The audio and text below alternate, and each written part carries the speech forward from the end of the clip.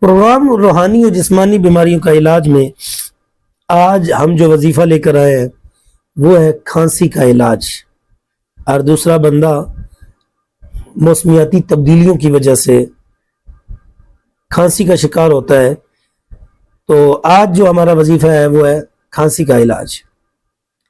ناظرین، پارہ نمبر 23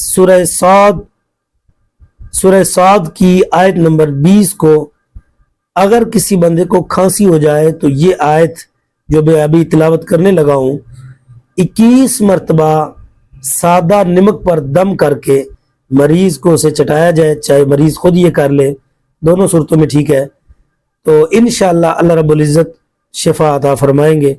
وہ آیت کون سی ہے؟ بسم اللہ الرحمن الرحیم، وَشَدَّدْنَا مُلْكَهُ وَآتَيْنَاهُ الْحِكْمَةَ وَفَصْلَ الْخِطَابِ۔ یہ پارہ نمبر 23 سورہ صاد کی آیت نمبر 20 ہے۔ اسے 21 مرتبہ پڑھ کر سادہ نمک پر دم کیا جائے اور مریض کو چٹایا جائے، انشاءاللہ شفا نصیب ہوگی۔